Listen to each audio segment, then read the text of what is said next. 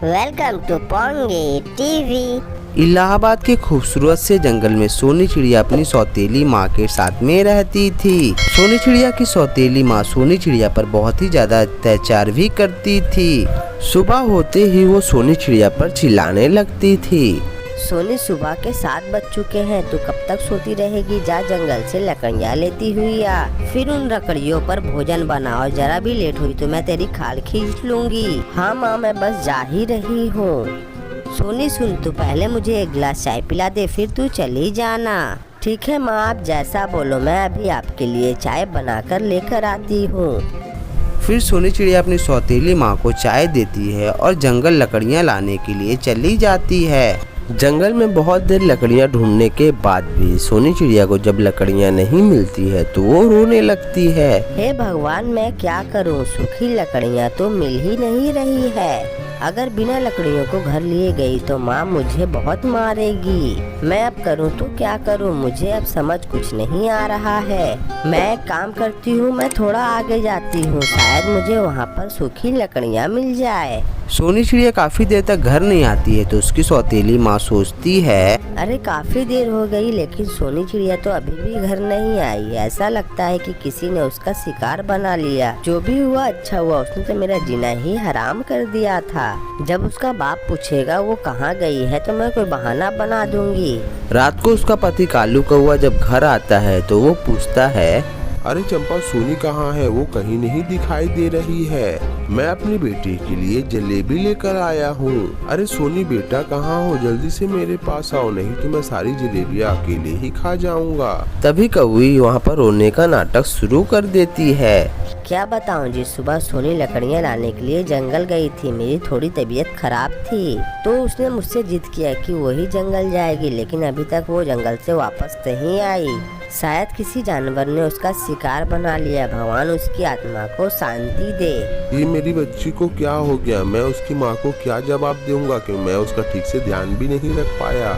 और जब सोनी चिड़िया लकड़ियाँ ढूंढते ढूंढते बहुत दूर निकल जाती है और सोनी चिड़िया को भूख भी बहुत जोर की लग जाती है। तभी सोनी चिड़िया को एक कबूतरी दिखाई देती है जो बर्गर बिक्री कर रही होती है। बर्गर ले लो, ताजा ताजा बर्गर, बहुत ही स्वादिष्ट बर्गर है, बहुत ज्यादा सस्ते भी हैं। एक बार खाओगे तो बार बार आओगे। आओ जंगल के सारे पंछियों, स्वादिष्ट बर्गर खाओ।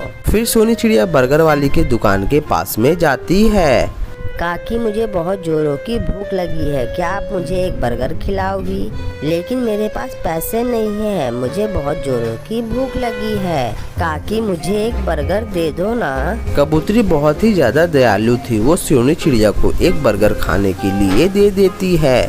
अरे काकी, ये तो बहुत स्वादिष्ट बर्गर है। आज पहली बार मैंने पेट भरकर खाना खाया है। मेरी सौतेली माँ मुझे दिन भर भूखा रखती है और खाने के लिए कुछ नहीं देती है। वो मुझसे दिन भर काम कराती है और मुझे मारती भी है। काकी, क्या मैं आपके पास रह सकती हूँ? मैं आपका बर्गर बिक्री करने में मदद करूँगी। मेरी सौतेली माँ मुझे बहुत ज़्यादा सताती है। मैं अब घर नहीं जाना चाहती हूँ।